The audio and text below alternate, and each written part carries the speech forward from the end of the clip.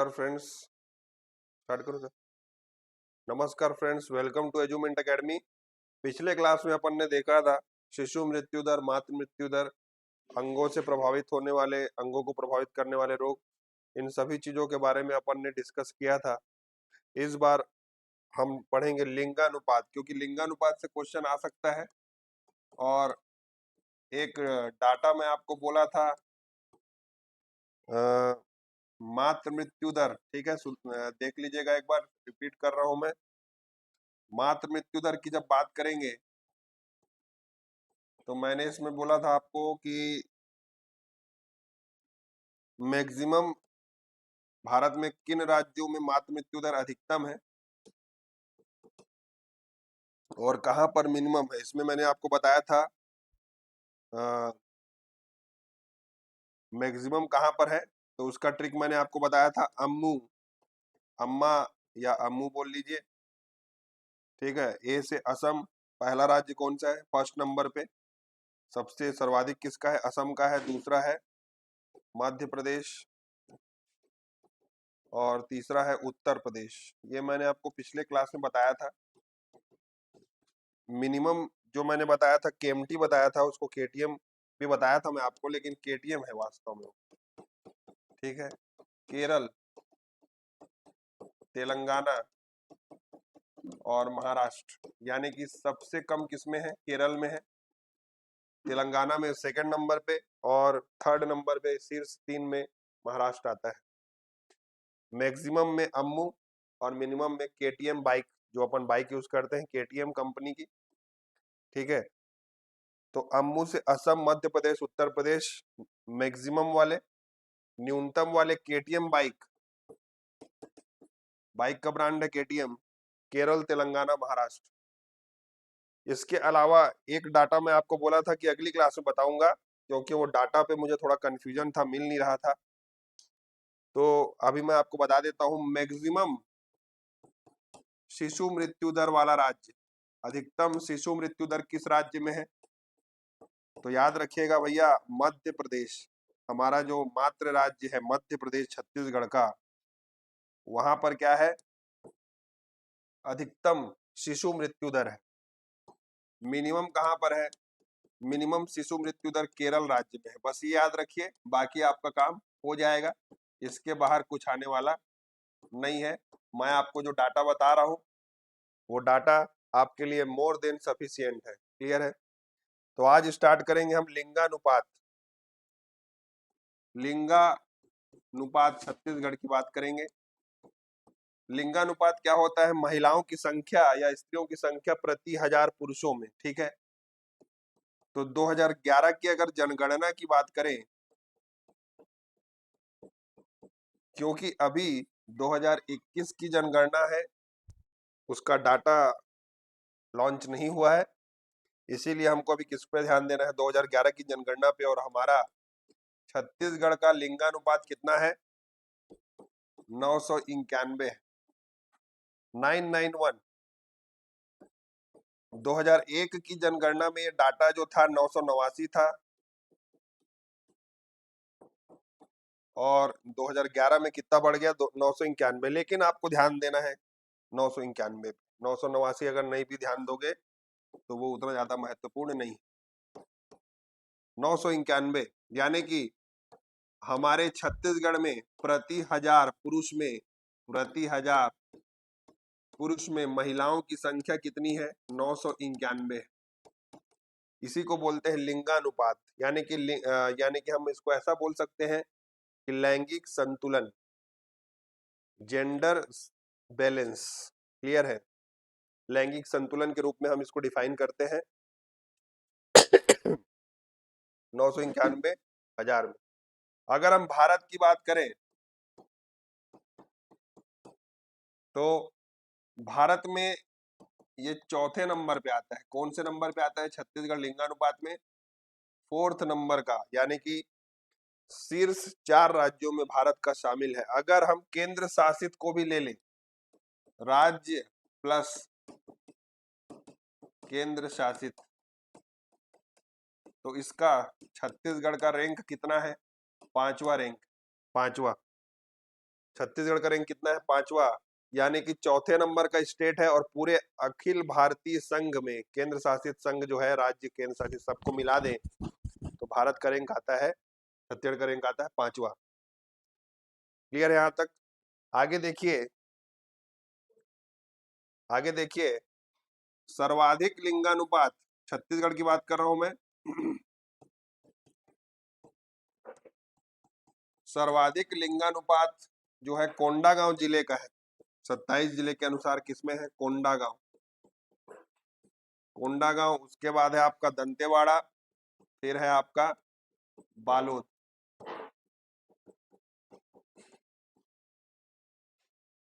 Code है दंत बल। क्या कोड है? सीक्रेट कोड है दंत बल। दंत बल कोड है। कोड क्या है? दंत बल है। कोड का नाम है दंत बल। यही हमारी ट्रिक है। अगर हम बात करें न्यूनतम कहां पर है, छत्तीसगढ़ में ऐसा कौन सा जिला है जहां पर न्यूनतम लिंगानुपात है, तो वो है आपका रायपुर। याद रखिएगा, छत्तीसगढ़ में न्यूनतम लिंगानुपात कहां पर है? तो रायपुर में।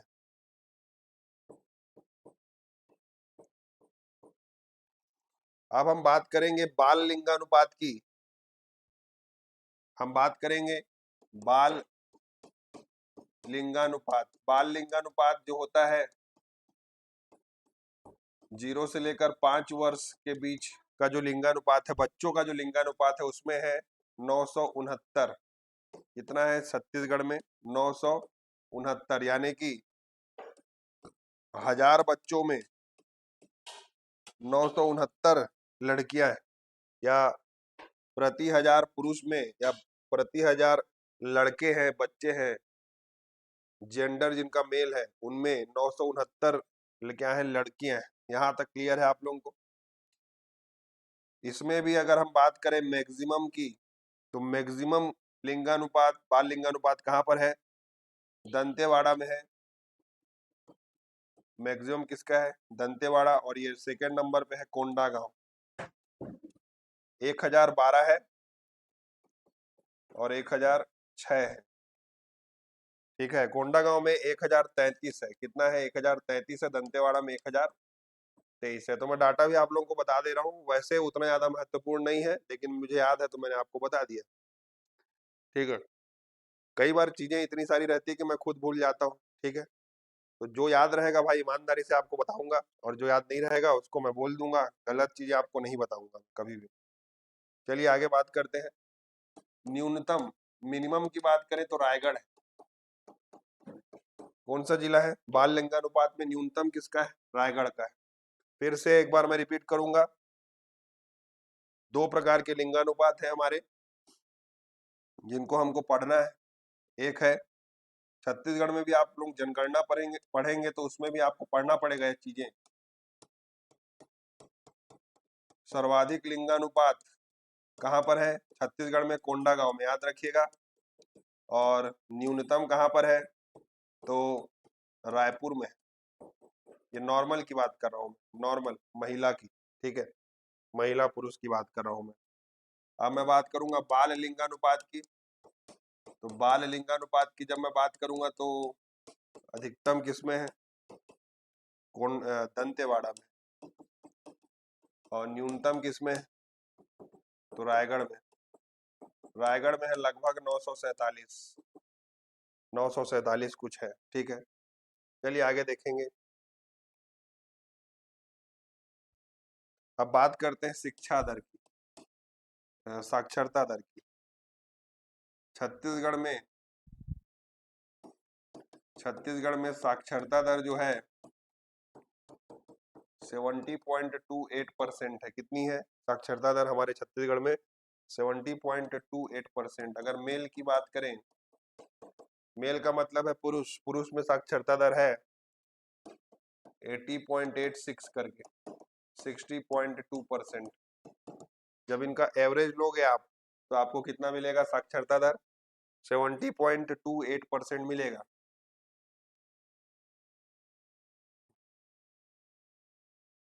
ठीक है, तो हम बात करेंगे महिला साक्षरता दर की। तो हमको किससे मतलब है? महिला से, क्योंकि हम महिला बाल विकास विभाग पढ़ रहे हैं भाई। तो महिला साक्षरता दर कितनी है? 60.28%। 60.28% है, ठीक है। अब हम बात करेंगे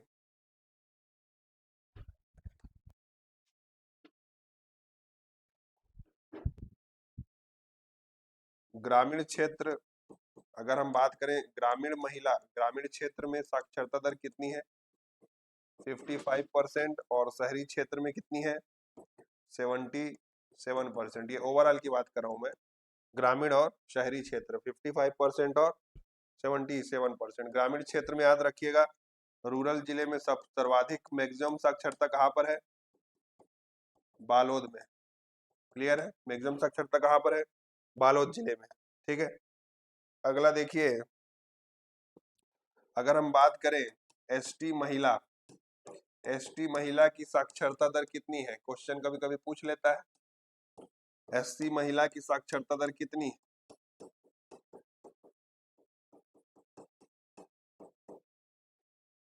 तो देखिए 48%। कितना है? 48%। और यहाँ पर कितना है? 59%। 48 और 59%, याद रखिएगा। 48% और ये है 59%। अब हम बात करेंगे कार्यशील जनसंख्या। अगला है कार्यशील जनसंख्या। कार्यशील जनसंख्या का मतलब होता है ये जो रैंकिंग होती है, दी जाती है कि किस जगह पर जनसंख्या जो है, जनता जो है, जनता जनार्दन, वो कितनी ज्यादा एक्टिव है, इंगेज्ड है गतिविधियों में, रोजगार में, व अन्य प्रकार की क्रिएटिविटी में। तो उसको बोलते हैं कार्यशील जनसंख्या। तो याद रखिएगा, इसमें मैक्सिमम कार्यशील जनसंख्या कहाँ पर है? सबसे नंबर 1 पे, फर्स्ट नंबर पे कौन है? जशपुर जिला, याद रखिएगा, जशपुर जिला है। और मिनिमम में याद रखिएगा दुर्ग जिला है। कौन सा जिला है? दुर्ग जिला। न्यूनतम में दुर्ग जिला, अधिकतम में कौन सा जिला है? जशपुर जिला है। सभी को क्लियर है? तो देखिए, इसमें हम बात करेंगे कार्यशील जनसंख्या में एसटी महिला भागीदारी, पूरे छत्तीसगढ़ की बात कर रहा हूं मैं। एसटी महिला भागीदारी है 48%। एससी महिला भागीदारी है, क्योंकि मैंने बोला भागीदारी, जनसंख्या की भागीदारी, तो इसमें है 38%। 48 और 38%। तो याद रखिएगा, एसटी में महिला साक्षरता दर कितनी है? 48। और क्रियाशील जनसंख्या या कार्यशील जनसंख्या में भी 48% का कंट्रीब्यूशन कौन दे रहा है? एसटी महिला दे रही है। क्लियर सभी को? चलिए आगे देखेंगे। तो मैंने आपको अभी तक क्या बताया? लिंगानुपात बताया, बाल लिंगानुपात बताया, लिंगानुपात, बाल लिंगानुपात, क्रियाशील जनसंख्या, साक्षरता दर, ये सारी चीजें मैंने आपको एकदम शॉर्टकट में आपको बता दी, जो महत्वपूर्ण डाटा है। उम्मीद करता हूं आप सभी को क्लियर हो गया होगा। अब अपन बात करेंगे पोषण के डाटा की, ठीक है। पोषण के,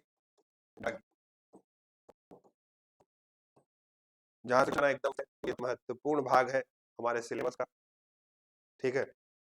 तो पोषण डाटा में देखिए, सबसे पहले हम बात करेंगे तो 0 से लेकर 6, 0 से लेकर दिमाग दूध पीते हैं, यानी कि कुपोषण की समस्या होगी तो भी इनको रेडी टू ईट नहीं मिला, क्योंकि इनका मुंह जूठन कार्यक्रम कब होता है? 6 महीने के बाद अन्य प्राथमिक केंद्रों में मनाया जाता है। तो 0 से लेकर हम करेंगे नहीं, ठीक है। 6 माह से लेकर 6 वर्ष के बच्चे, अब इसमें हम क्या करेंगे? 2 कैटेगरी बना देंगे। 6 माह से लेकर 6 वर्ष के जो बच्चे में बनेगी, कौन सी? एक होगी सामान्य प्लस मध्यम कुपोषण, क्या बोलेंगे हम इनको? सामान्य प्लस मध्यम पोषण, सामान्य प्लस मध्यम कुपोषण। सभी को क्लियर हो रहा है उम्मीद करता हूं। दूसरा होगा गंभीर कुपोषण। क्या? गंभीर कुपोषण। जिनको गंभीर कुपोषण की समस्या है वो बच्चे, यानी कि हमने सबसे पहले 0 से लेकर 6 माह को क्यों इंक्लूड नहीं किया हूं वो बता रहा हूं आप लोगों को, क्योंकि वो ट्रीटमेंट देने का कोई फायदा नहीं है ना, कहे कि वो तो माँ का दूध पीते हैं, उनका तो अभी दांत भी नहीं आया, कुछ खाने पीने के लिए एलिजिबल ही नहीं है, तो क्या करेंगे? ठीक है, तो उनको नहीं रखना है अपने को। 6 माह से लेकर 6 वर्ष। इसके अलावा कौन कौन? किशोरी महिला, किशोरी बालिका, सॉरी, जिनकी उम्र कितनी होती है? 11 से लेकर 17 साल या 18 साल के अंदर। गर्भवती महिलाएं, गर्भवती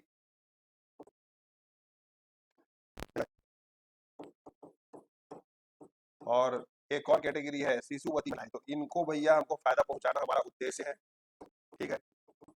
इनको फायदा, इन सभी लोगों को फायदा पहुंचाना हमारा उद्देश्य है। कौन कौन से लोग हैं? तो 6 माह से लेकर 6 वर्ष के वो बच्चे जिनको गंभीर कुपोषण की प्रॉब्लम है, 6 माह से लेकर 6 वर्ष के वो बच्चे जो सामान्य कुपोषण का शिकार है, ठीक है। और इसके अलावा किशोरी बालिका, गर्भवती महिला और शिशुवती महिला, यहाँ तक क्लियर है। आगे देखते हैं, चलिए। मैंने बताया कि सबसे पहले हम बात करेंगे, एक रफ चीजें मैं आपको बता रहा हूँ, डाटा तो मैं आपको बताऊंगा ना, तो उसका टेंशन मत लीजिए। देखिए, आंगनबाड़ी केंद्र नाश्ता और भोजन प्लस भोजन प्लस रेडी टू ईट, ये तीन आपको मिलेगी। क्या क्या मिलेगा? नाश्ता मिलेगा, ठीक है, भोजन मिलेगा, रेडी टू ईट पैकेट मिलेगा, पैकेट। तीनों चीजें 6 दिन मिलेंगी। कितने की सप्ताह में? 6 दिन मिलेगी आपको, 6 दिन, हफ्ते में 6 दिन मिलेगी, संडे को छोड़कर। सार्वजनिक अवकाश जिस दिन है उस दिन खाना वाना नहीं बनता, 1 घंटे के लिए रेडी टू ईट पैकेट मिलता है। ये भी मैं आपको बताया हूँ, हॉलीडे में नाश्ता नहीं मिलेगा, क्योंकि बनेगा ही नहीं नाश्ता, तो कहाँ से मिलेगा सर?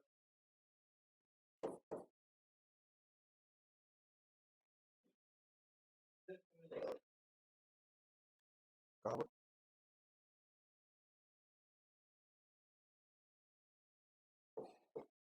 नाश्ता नहीं मिलेगा, भोजन नहीं मिलेगा हॉलीडे के दिन, ठीक है। तो क्या मिलेगा उस दिन? सिर्फ रेडी टू ईट मिलता है, 1 घंटे के लिए खुलता है आंगनबाड़ी केंद्र, मैं आपको बताया था, है कि नहीं? हॉलीडे के दिन 1 घंटा रेडी टू ईट पैकेट का वितरण होता है। नाश्ता किसको मिलेगा? नाश्ता मिलेगा, किशोरी को मिलता है, ठीक है।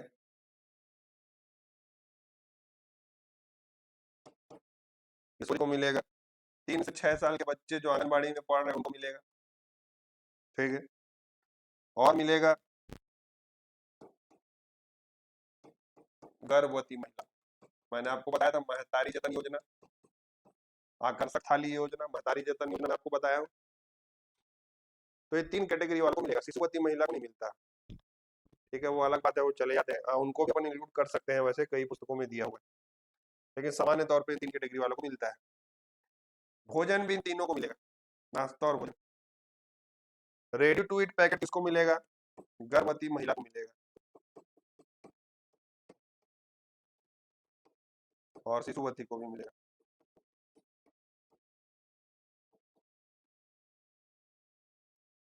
और किसको मिलेगा? किशोरी बालिका को मिलता है। नाश्ते में क्या मिलेगा?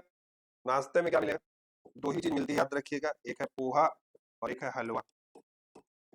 पोहा हलवा 2 ही चीज मिलती है, अल्टरनेट बनता है, एक दिन पोहा बनेगा, दूसरे दिन हलवा, एक दिन पोहा दूसरे दिन हलवा। कितना क्वांटिटी का रहता है? 40 ग्राम मात्रा रहती है, 40 ग्राम की मात्रा रहेगी।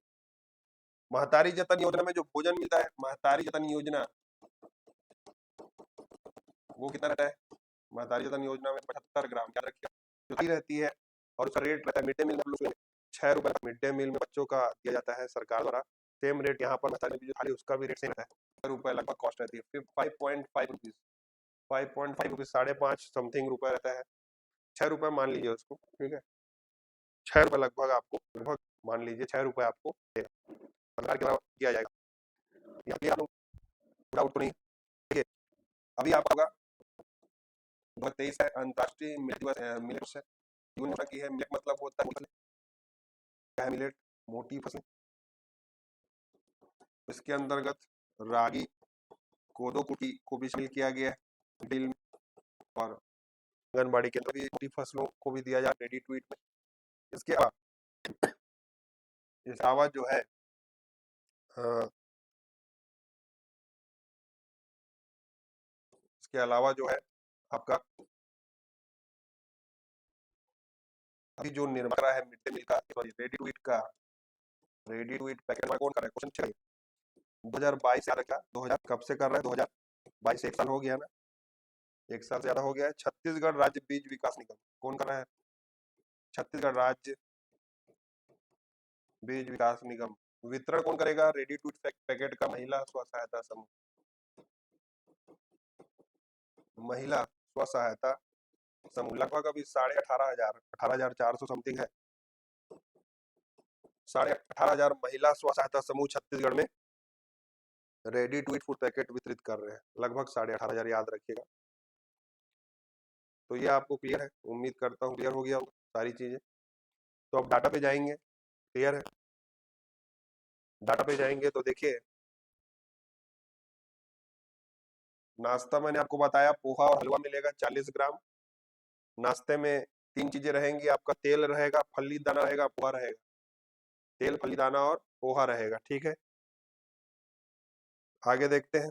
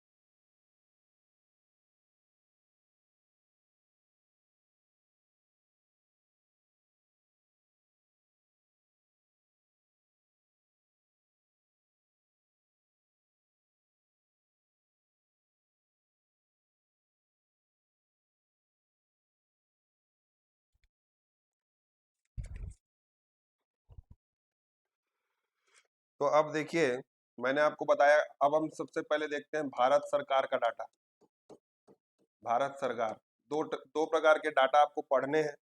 एक तो भारत सरकार का पढ़ना है और दूसरा छत्तीसगढ़ सरकार का। तो आप बोलोगे कि सर इसमें दोनों अलग अलग क्यों है? तो भारत सरकार से इतना अपने को फंड मिलता है और छत्तीसगढ़ सरकार उसमें कुछ पैसा ऐड कर देती है और उसको अपना योजना बना देती है, ठीक है। जैसे आपके पापा आपको कुछ पैसा दिए, ठीक है, और आप क्या करें, उस पैसे में अपना कुछ पैसा मिला दिए और अपने दोस्त को उधारी दे दिए। तो आपका दोस्त क्या समझेगा कि आपने वो पैसा दिया है? समझेगा कि नहीं? वो ये थोड़ी जानता है कि आपके पापा का भी कंट्रीब्यूशन है उसमें। तो पब्लिक यही होता है। हमारे छत्तीसगढ़ में बहुत सारी जो योजनाएं चल रही है, उसको जो लोकल योजनाएं हैं उसमें क्या करते हैं, गवर्नमेंट का पैसा मिलाकर छत्तीसगढ़ सरकार कुछ अपना फंड ऐड कर देती है और उस योजना को नया नाम दे देती है, ठीक है। तो भारत सरकार की जब हम बात करते हैं तो भारत सरकार 3 प्रकार की कैटेगरी इसमें बनाती है, जो मैं अभी बताया था। 6 माह से 6 वर्ष के बच्चे, सामान्य व मध्यम कुपोषित वाले। 6 माह से 6 वर्ष के बच्चे जो सामान्य वर्ग में आते हैं या मध्यम कुपोषित है। सामान्य वर्ग का मतलब है सामान्य कुपोषण का शिकार है। 6 माह से 6 वर्ष के बच्चे जो गंभीर कुपोषण का शिकार है, तथा इसमें आती है गर्भवती, शिशुवती महिलाएं। और ये जो जानकारी मैं आपको दे रहा हूं, ये जो है आपका रेडी टू ईट के संबंध में। किसके संबंध में है? Ready to eat food packet. ठीक है, तो देखिए सबसे पहले हम बात करेंगे प्रोटीन की। प्रोटीन देखिए मैं आपको याद करा दे रहा हूँ, प्रोटीन जो है 3 कैटेगरी है इसकी, 12 से 15 ग्राम, एक दिन की बात कर रहा हूँ, 15 से 18 ग्राम या 20 ग्राम ले लीजिए, 20 से 25 ग्राम। प्रोटीन की 3 कैटेगरी है, ठीक है। और कैलोरी की भी 3 कैटेगरी है। कैलोरी मतलब ऊर्जा जो भोजन में मिलती है, 500, 600, 800 किलोग्राम में रहती है। 500, 600, 800 किलोग्राम में रहती है कैलोरी। और प्रोटीन हमेशा किस में रहेगा? ग्राम में रहेगा। प्रोटीन हमेशा किस में रहेगा? ग्राम में रहेगा। ठीक है, आगे देखिए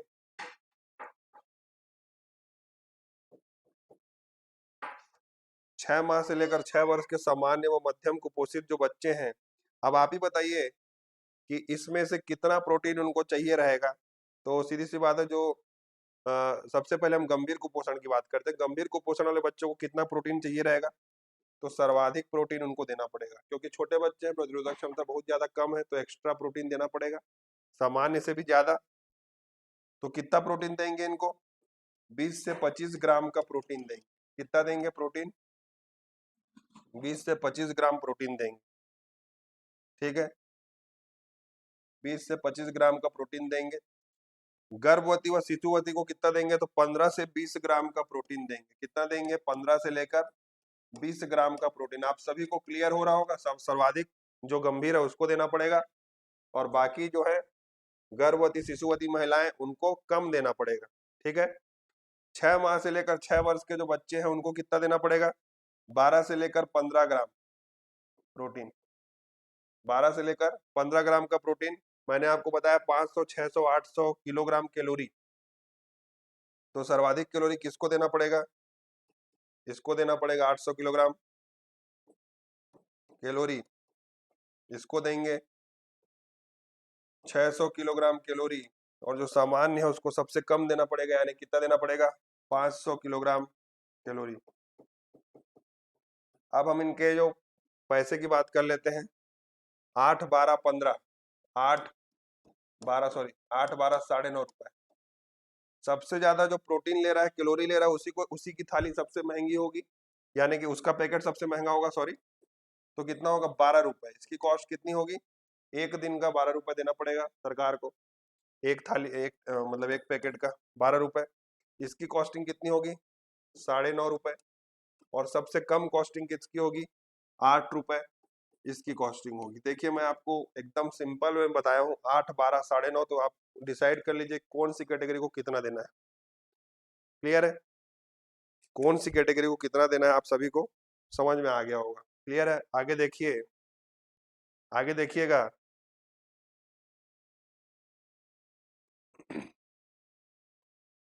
अब हम बात करेंगे छत्तीसगढ़ सरकार की, सीजी गवर्नमेंट। सीजी गवर्नमेंट, तो देखिए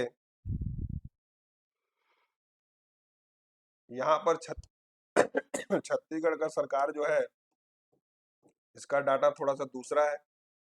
6 माह से 3 वर्ष में 2 कैटेगरी बनाए हैं, सामान्य और सामान्य प्लस मध्यम कुपोषण, और ये है गंभीर कुपोषण। क्या है? गंभीर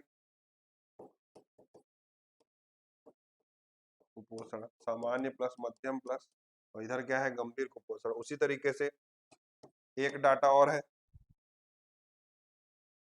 3 वर्ष से लेकर 6 वर्ष के बच्चे जो हैं, जो पढ़ रहे हैं आंगनबाड़ी में, उनमें भी 2 कैटेगरी बना दी, सामान्य और गंभीर। सामान्य और गंभीर। तथा इसके अलावा किशोरी बालिका और शिशुवती प्लस गर्भवती के लिए एक कैटेगरी बना दी। ये भी रेडी टू ईट पैकेट का ही मैं आपको बता रहा हूँ। ठीक है,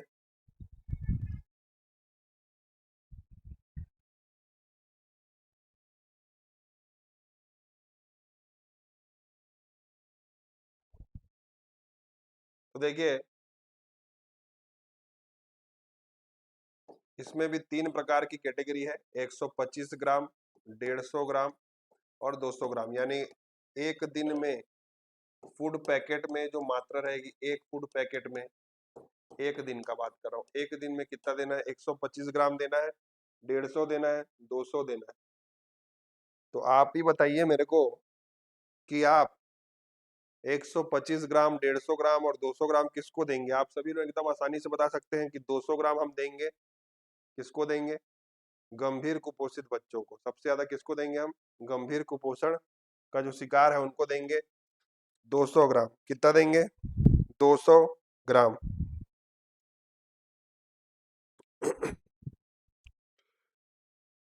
ठीक है, तो देखिए गंभीर कुपोषण के जो बच्चे हैं इनको देंगे हम 200 ग्राम पर डे। यहाँ पर मैं लिख देता हूँ पर डे। तो 6 दिन में कितना मिलेगा इनको? 6 दिन में कितनी मात्रा मिलेगी, क्वांटिटी कितनी मिलेगी? 1200 ग्राम। 6 दिन में कितनी मात्रा मिलेगी इनको? 1200 ग्राम। उसी तरीके से सामान्य मध्यम वाले जो बच्चे हैं, जो सामान्य कुपोषण के शिकार हैं, उनको मिलेगा 125 ग्राम पर डे। तो इनको कितना मिलेगा? 125 गुणित 6 कर लीजिए, 750, सॉरी 125 गुणित 6 कर लीजिए, 750 ग्राम। 750 ग्राम। ठीक है, किशोरी, गर्भवती और शिशुवती इनको मिलेगा 150 ग्राम पर डे। तो इनको मिलेगा 900 ग्राम। कितना मिलेगा? 900 ग्राम की पैकेट मिलेंगे, 900 ग्राम का पैकेट मिलेगा इनको। क्लियर सभी को? ठीक है,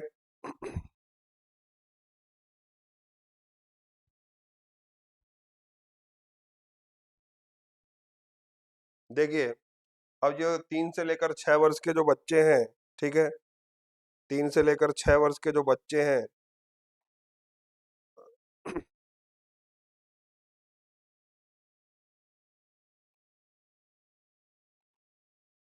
3 से लेकर 6 वर्ष के जो सामान्य बच्चे हैं इनको मिलेगा नाश्ता प्लस भोजन। नाश्ता मिलेगा और भोजन मिलेगा सामान्य बच्चों को। और इनको जो मिलेगा 3 प्रकार की चीजें मिलेगी, नाश्ता, भोजन और रेडी टू ईट पैकेट, जिसको हम क्या बोलते हैं? Take home ration. क्या बोलते हैं? THR, ready to eat packet भी मिलेगा। तो सभी को क्लियर है? सभी को क्लियर है? एक बार डाटा आप सभी को क्लियर है? आप सभी लोग इसका स्क्रीनशॉट ले सकते हैं, देख सकते हैं। मैं आपको याद कराने की पूरी कोशिश कर रहा हूँ अपनी तरफ से। ठीक है, आगे चलते हैं।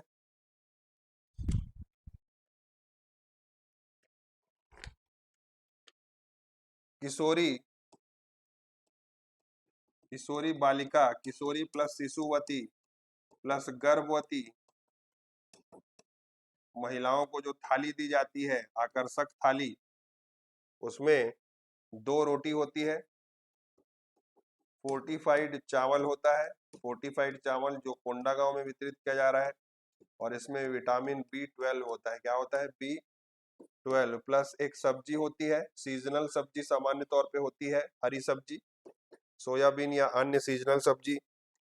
गुड़ होता है, मिक्स दाल होती है, मिक्स दाल, गुड़ होती है, पापड़ भी कई बार दिया जाता है। तो ये सारी चीजें थाली में रहेंगी। अचार, अचार भी रहेगा, सॉरी, एक अचार भी रहेगा। तो ये बन जाती है एक आकर्षक थाली और इसको आंगनबाड़ी में वितरित किया जाता है। सभी को क्लियर है? अब हम बात करेंगे इसमें मैक्सिमम प्रोटीन किसमें रहता है।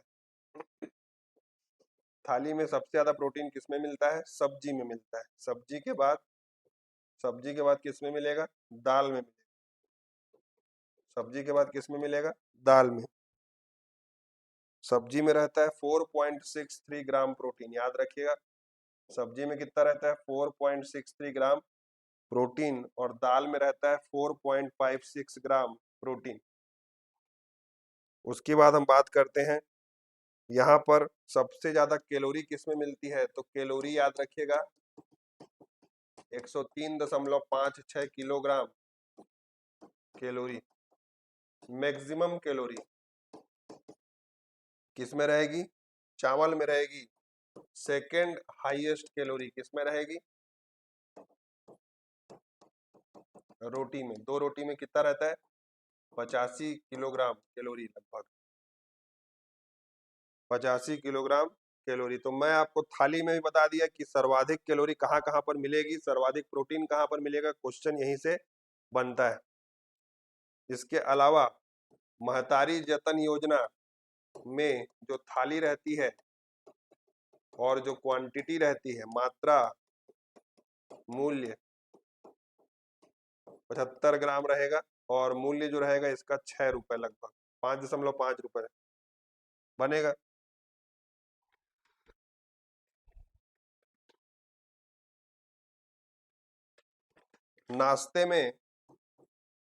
नाश्ते में मिलता है हलवा और पोहा, इसकी मात्रा रहेगी 40 ग्राम। कितनी रहेगी मात्रा?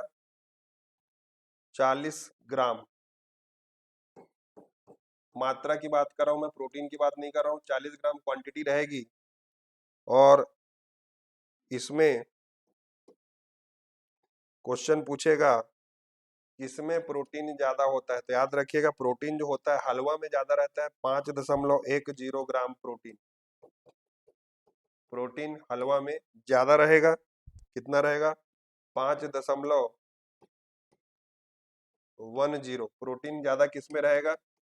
हलवा में ज्यादा रहेगा। ठीक है, अब हम बात करेंगे कैलोरी। कैलोरी याद रखिएगा, कैलोरी किस में ज्यादा होगी?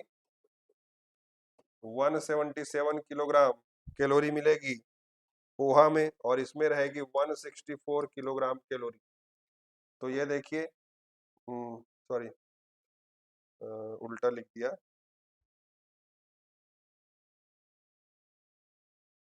177 किलोग्राम कैलोरी इसमें रहेगी और हलवा में 164 किलोग्राम कैलोरी बनेगा। यहाँ तक उम्मीद करता हूँ सभी को क्लियर हो गया होगा। सभी लोग तो मैं डिटेल में पढ़ाने की कोशिश किया हूँ, याद कराने की भी कोशिश किया हूँ, बहुत सारा डाटा। ठीक है,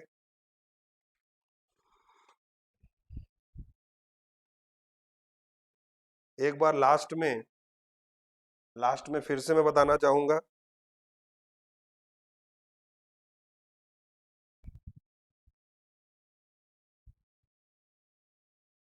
रेट देख लेते हैं। 3 से लेकर 6 वर्ष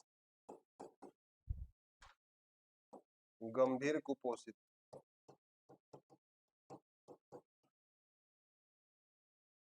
3 से लेकर 6 वर्ष सामान्य कुपोषित,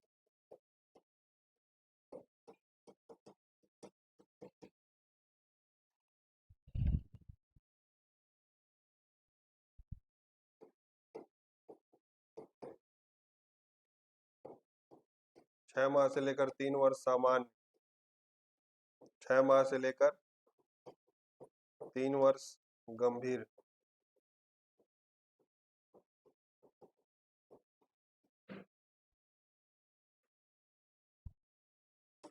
किशोरी प्लस शिशुवती प्लस गर्भवती, किशोरी प्लस शिशुवती प्लस गर्भवती। चलिए देखते हैं 3 से लेकर 6 वर्ष के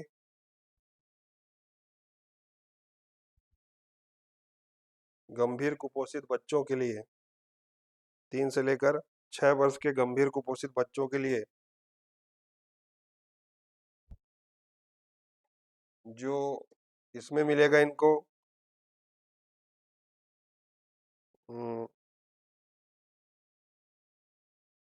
11.75 रुपीज। लागत कितनी रहेगी? 11.75 रुपीज। थोड़ा सा ध्यान देंगे सभी लोग, यहाँ पर थोड़ी कम रहेगी, 8 रुपए। इसमें क्या क्या चीजें मिलेंगी? तीनों का लागत बता रहा हूँ, नाश्ता, भोजन, THR। इसमें केवल नाश्ता और भोजन मिलेगा, इनको रेडी टू ईट पैकेट नहीं मिलेगा। क्लियर है? 6 माह से लेकर 3 वर्ष, 6 माह से लेकर 3 वर्ष के सामान्य बच्चे, इनको मिलेगा 6.25 रुपीज और इनको मिलेगा 10 रुपए। कितना मिलेगा?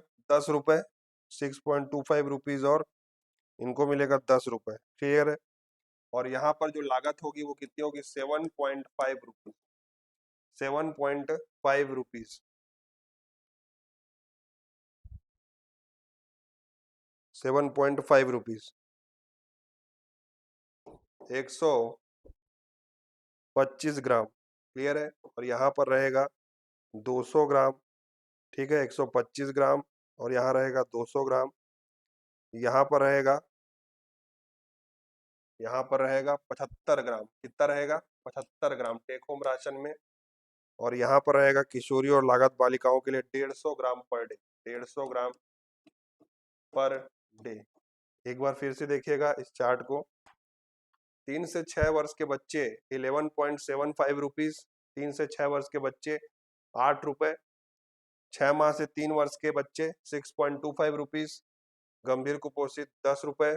तो इसको एक बार कैटेगराइज करेंगे हम। सबसे पहले मैं रुपए लिख देता हूँ। सबसे कम है 6 रुपए, सॉरी 6.25 रुपीज, फिर 7.5, फिर 8 रुपए। ठीक है, फिर आपका 11.75 रुपीज, और यहाँ पर बीच में है 10 रुपए। 6.25 जो है, 6.25 जो है 6 से लेकर 3 वर्ष, 6 माह से लेकर 3 वर्ष के बच्चे जो क्या है, नॉर्मल है, नॉर्मल। सीरियस, जिनको सीरियस प्रॉब्लम है, 6 माह से लेकर 3 वर्ष के बच्चे, इनका इसलिए कम है। एज भी कम है तो इन लोगों की डाइट भी कम होगी और पैसा भी कम लगेगा। लेकिन जो 3 वर्ष के जो बच्चे हैं, 8 रुपए, और सॉरी सॉरी सॉरी, एक मिनट, ये 7.5 रुपए जो है ये किशोरी बालिकाओं का। सॉरी, 7.5 रुपए किसका है? किशोरी, शिशुवती, गर्भवती। किशोरी, शिशुवती, गर्भवती। किशोरी, शिशुवती, गर्भवती, तो कितना है? 7.5 रुपए। ठीक है, 8 रुपए और 11 रुपए। ये 8 और 11 किसके लिए है? ये है 3 से लेकर 6 वर्ष के बच्चों के लिए। 3 से लेकर 8 रुपए, और ये जो 11.75 रुपए है ये किसके लिए है? 3 से लेकर 6 वर्ष के बच्चे, ये नॉर्मल के लिए और ये सीरियस के लिए। और 10 रुपए किसके लिए है? 6 माह से लेकर 3 वर्ष के वे बच्चे जिनको सीरियस प्रॉब्लम है कुपोषण की। तो इस तरीके से आप पढ़िएगा तो आपको याद हो जाएगा, उम्मीद करता हूँ। तो मैंने सारा डाटा आपको बता दिया, सारा डाटा अपडेटेड है, चेक किया हुआ है, कोई भी डाटा आपको मैं गलत नहीं बताया हूँ। क्लियर है? सारा डाटा, नाश्ता, खाना, सब कुछ बता दिया मैं आपको। चलिए अब आगे देखेंगे। आज के लिए इतना ही।